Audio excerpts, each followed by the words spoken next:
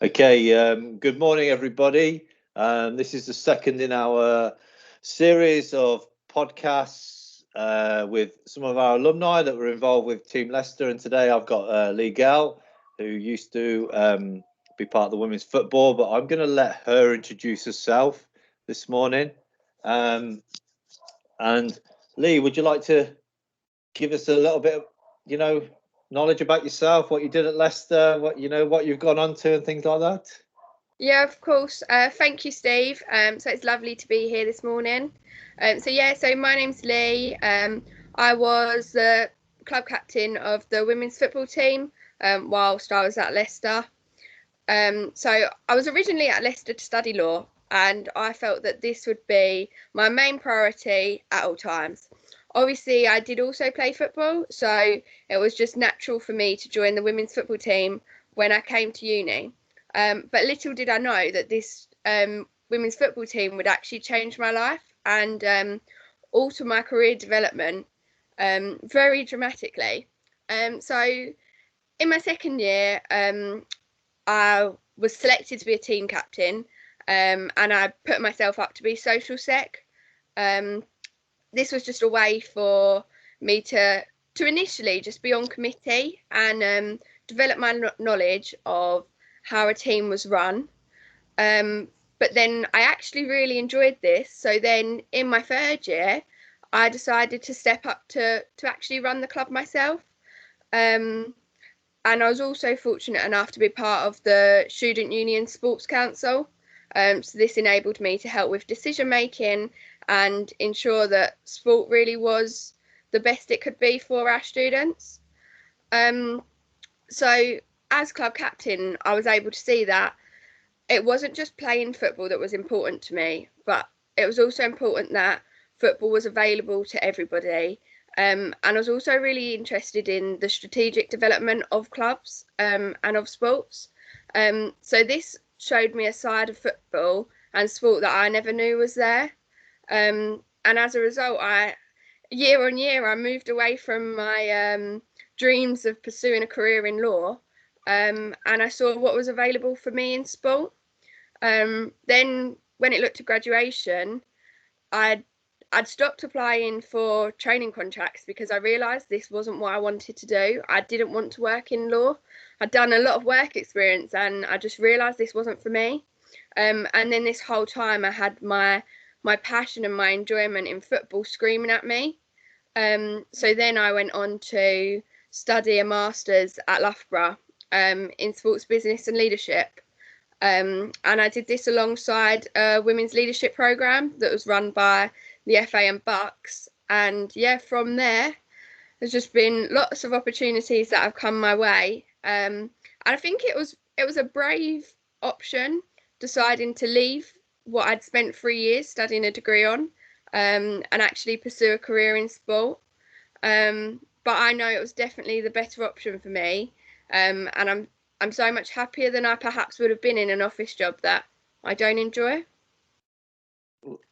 You've packed a lot into a very short space of time there, and it's very honest that you've talked to the viewers today or the students today about that you did have that dream of going down the pathway of law, but initially, once you got involved in clubs, the Women's Football Club, and your passion of playing football, that you're going down a different pathway now. And I think in life we do need to choose those sometimes, don't we, and make those decisions because, as you said, you're now going one that you're going to enjoy a little bit more than the other.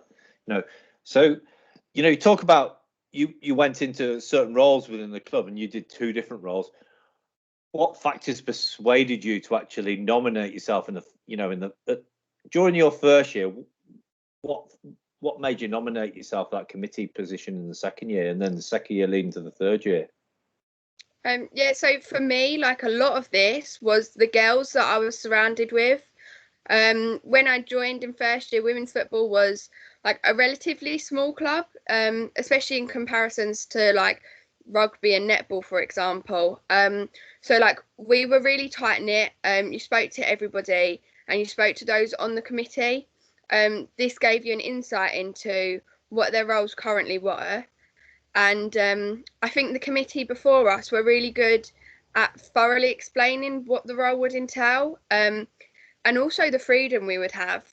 I could tell that by being part of committee, I had the power to run the club, which when you're involved in academies or clubs growing up, you might have a little bit of a say, but you don't have the power to actually influence the pathway that club goes in.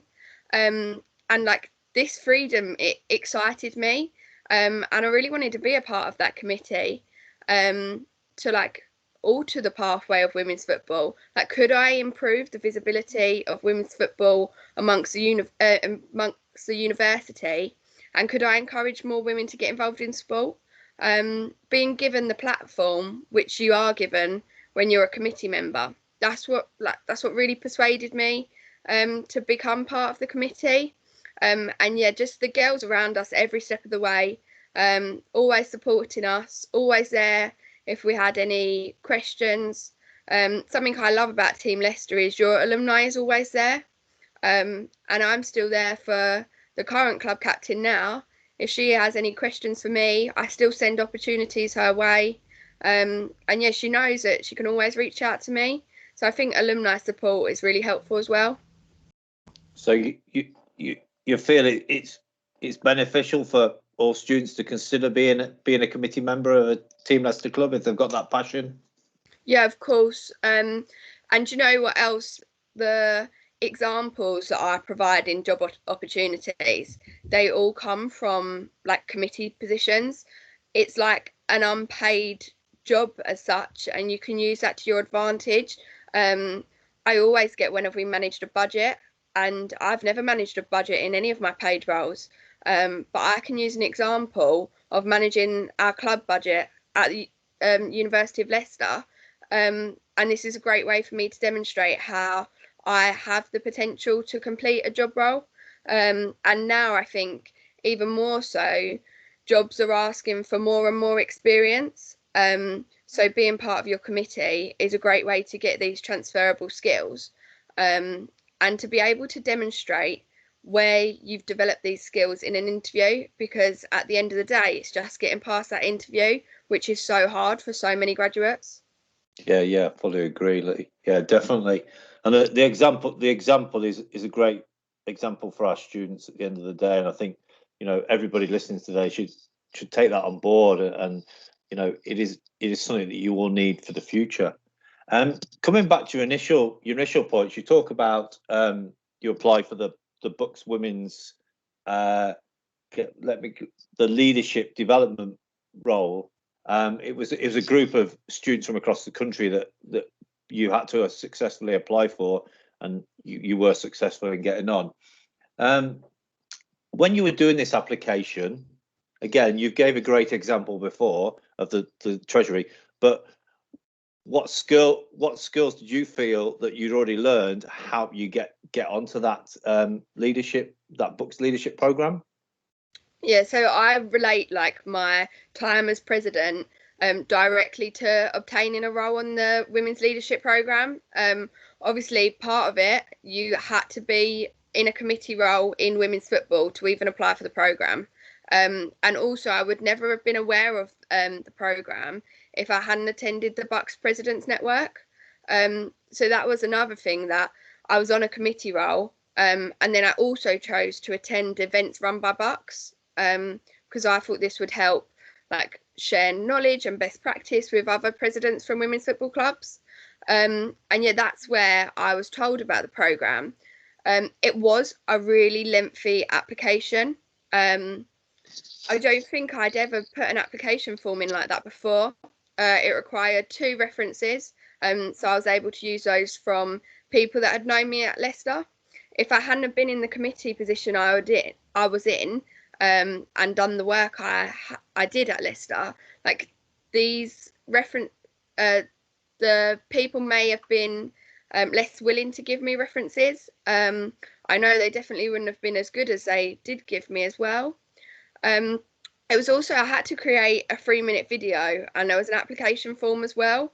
So yeah, this is just for a leadership program, which that's really what they're asking for grad jobs. But I think I had the confidence from my committee role, and I knew that I'd been able to change football for the better at Leicester.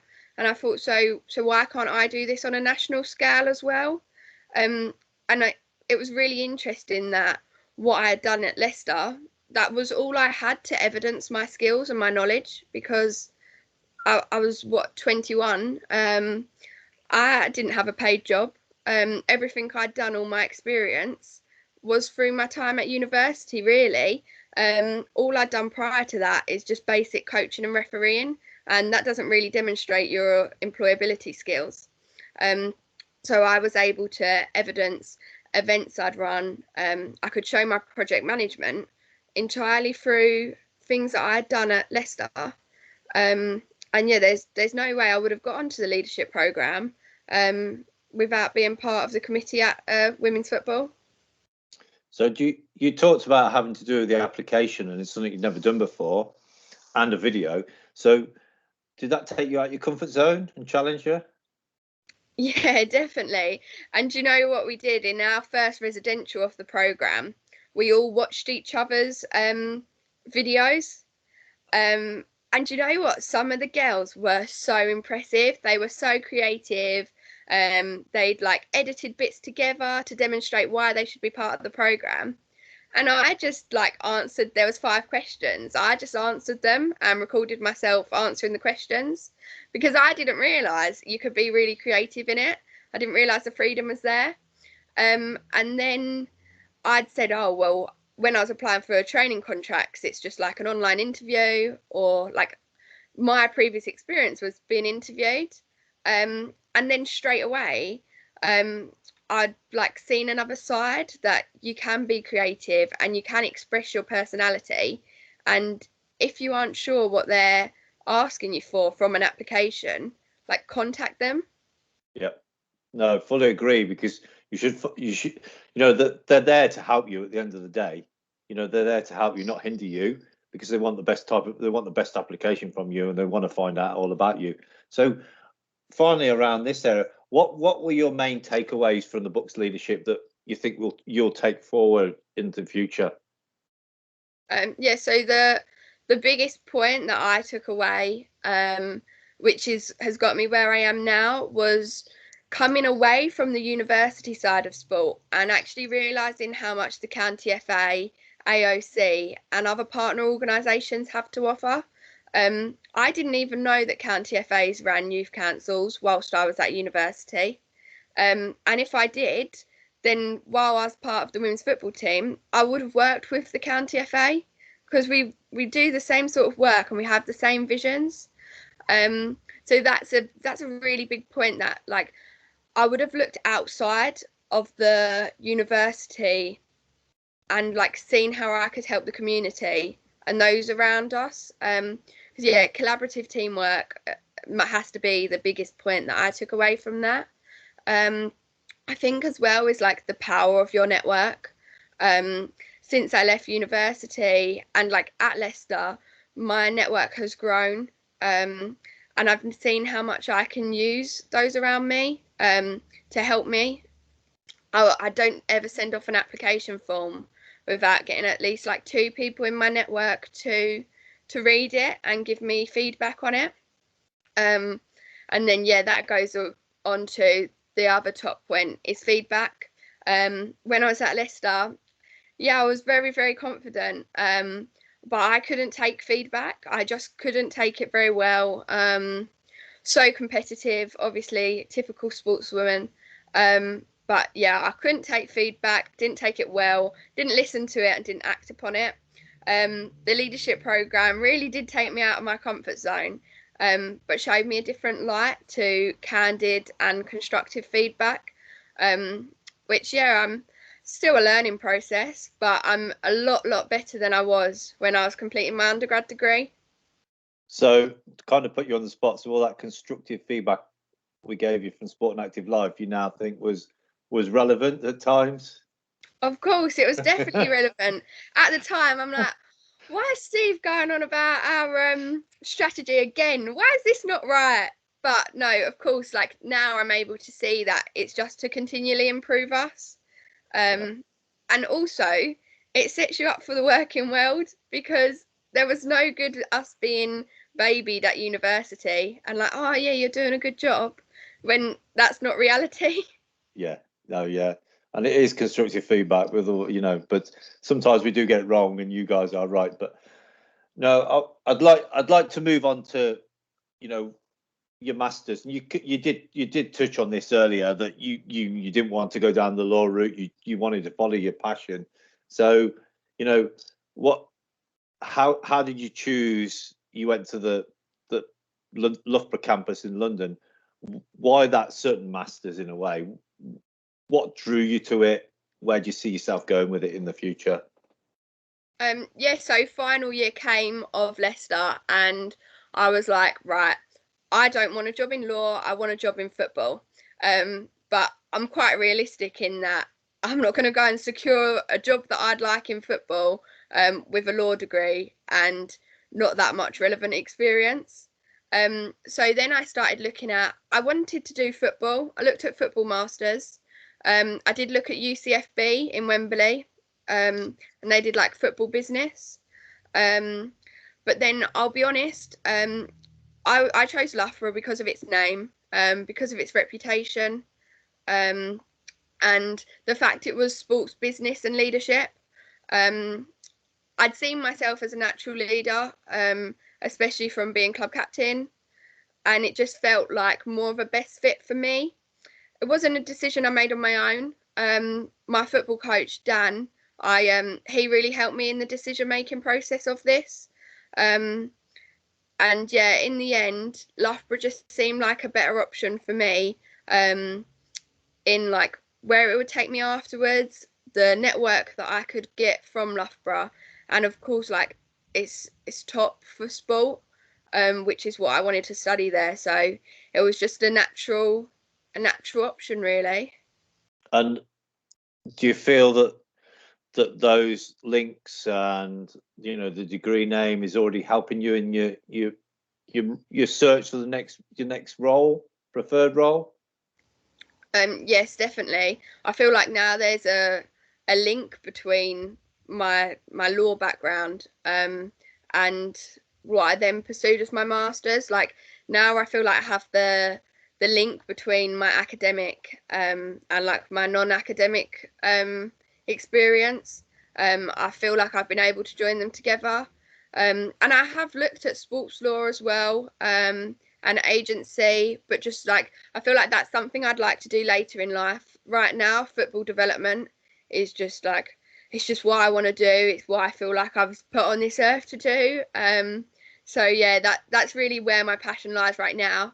But I know that like my undergrad degree will never leave me. And I think that's something I'd rather pursue later in life when I have more of a network and I just have more of an understanding of the landscape. So just moving on, because the passion definitely shows, I'm kind of bringing you back. So what do you feel, you talk passionately about Leicester and you talk passionately about, your time there. What did you feel went well in your time at Leicester? And on the flip side, upon reflection, what would you have done differently? So something that I always try to do, and I took this from the All Blacks book, Legacy. I definitely recommend that. But in there they said, wherever you go, like leave the shirt in a better place than you found it.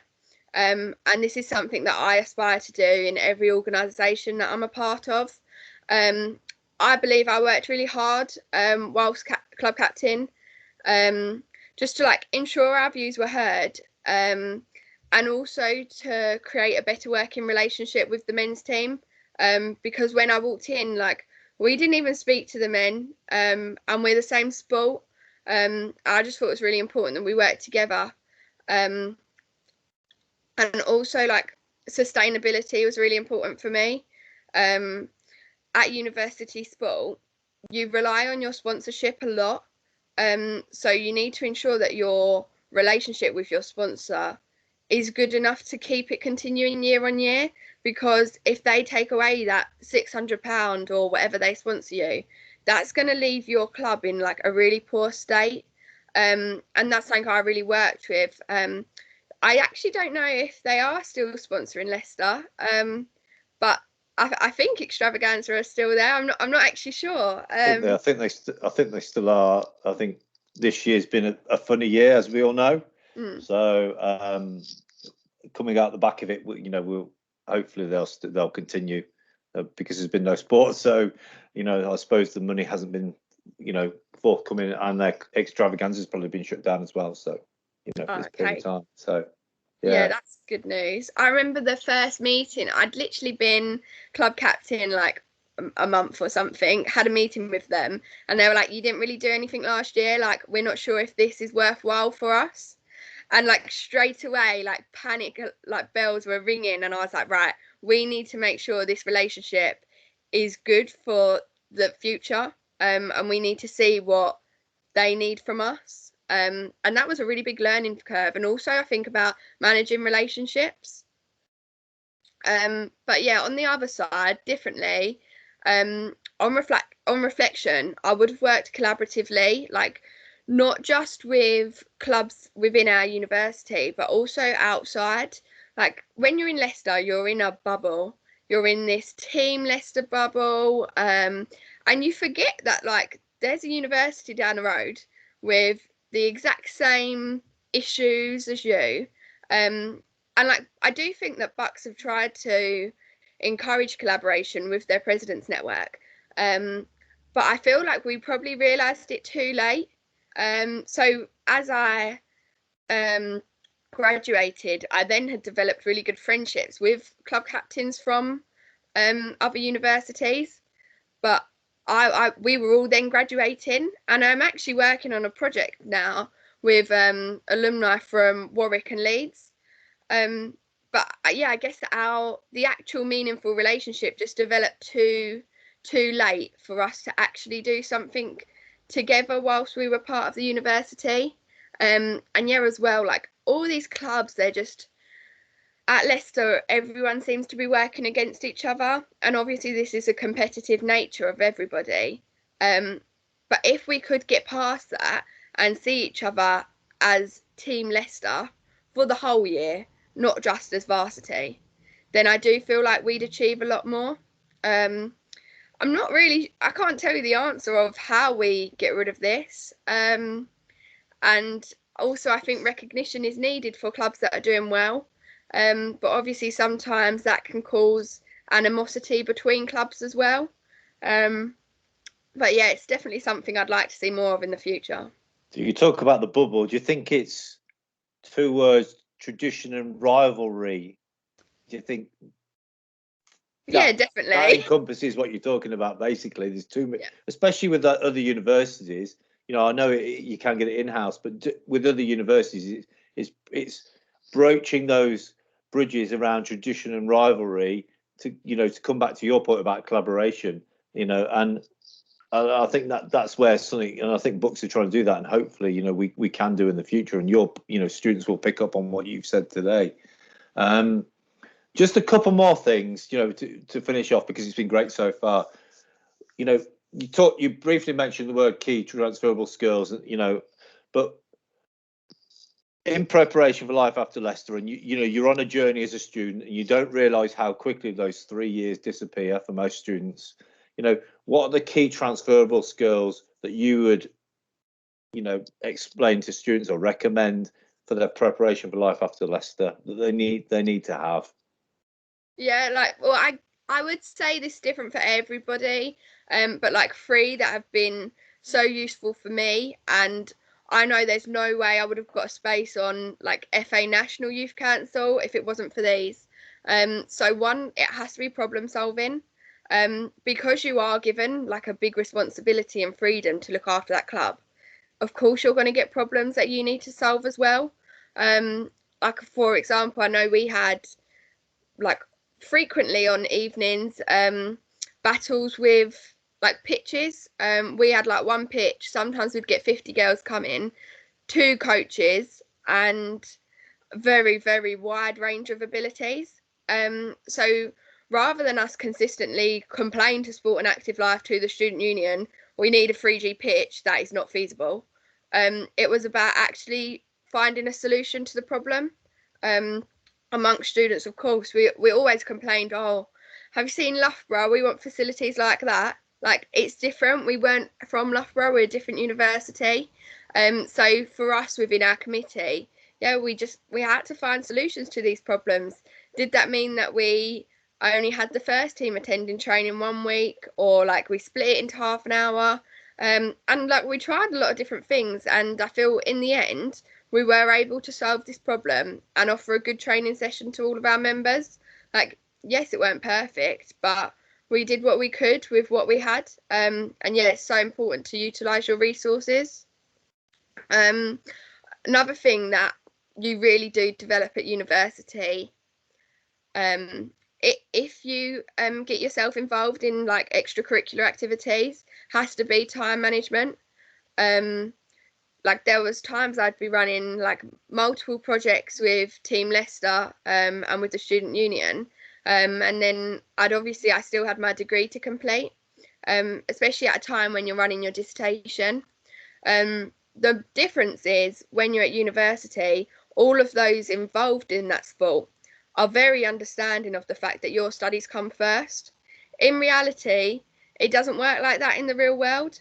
I know when I've got commitments with the FA, if I've then got something else pop up, that's my job to manage my time and to get everything done and not neglect everything. So I feel like Leicester gave me that opportunity to learn how to manage my time, but also in a safe space, because at the end of the day, my studies was always able to be prioritised. But yeah, that sets you up for the reality that isn't what it's like in the real world as well. So yeah, like, I missed out on a few Let's Discos in final year as I realised what's important and what I needed to prioritise. But yeah, that's really set me up well for where I am now. And then yeah, definitely from a committee position was like organising people and establishing professional relationships with people you're also friends with, which like I think can be really difficult. And now on like National Youth Council, I look after 37 young people that are part of our regional youth network. And a lot of those I'm friends with as well. So that's really hard to, sometimes you're managing volunteers because everybody's a volunteer. But you also need to establish expectations and you need to get work done. It's not just a social. And that's what I think is even more important in the sports industry than perhaps in any other industries, because you do tend to know people. It's a very small world, but you also need to be able to establish boundaries and professionally work together. And yeah, if I hadn't have had that previous, I've definitely had some problems, but that previous experience as a committee member, I would have been starting from scratch when I'm actually in these roles with like higher responsibility. So yeah, that's definitely it. I think you provided 3 really good skills, and there are a lot of other transferable skills. But one I would come to, which you've alluded to already, but not mentioned with the exact word, is developing your communication skills, especially around key stakeholders. And you mentioned that earlier with extravaganza, going out to the FA, going out to books, different things, different companies like that. And also in your examples, then you've got to be able to communicate if you want organizational skills. You've got to be able to communicate if you want to problem solve and things like that. So I would add that one in as well for students. But as I said, there are a whole load more of transferable skills that you will learn. But the 3 examples today are brilliant examples. Well done. And finally, do you have any recommendations for today's students? I know you're not a student anymore. So for today's students or people that are coming in, we've got a lot of first years that hopefully will be listening to this and potentially going for committee roles. Do you have any recommendations for them? Yeah, so mine would definitely be to grab every opportunity you can, because you never know, one, when you'll need it as an example in an interview, but also you never know what taking that one opportunity then leads to. I chose Women's Leadership Programme on the back of being president or club captain. Then I joined my county FA, and then I got onto National Youth Council. So I'm now one of 10 representing the youth voice working with the FA, and this stems directly from me taking the choice to be a committee member. So step out of your opportunities, step out of your comfort zone, because I really do think opportunities have a way of landing at your feet once you do. Thank you. I value everything you've said today, Leigh, and hopefully that students listening to this are going to take a lot of this on board. I think it's been really valuable. Your passion's definitely shown through. It's really interesting to hear how your pathway changed and the pathway you're going through. And we talk about a journey, and I think you've had you've gone down one journey, you've gone on to another, and it sounds really exciting moving forwards. And I really thank you for your time today. And hopefully there'll be a lot of students interact with this podcast as time goes on. But thank you once again, and everybody, please take everything on board. She said, it might work for you, it might not, but it gives you an opportunity to learn for the future. Thank you, Steve.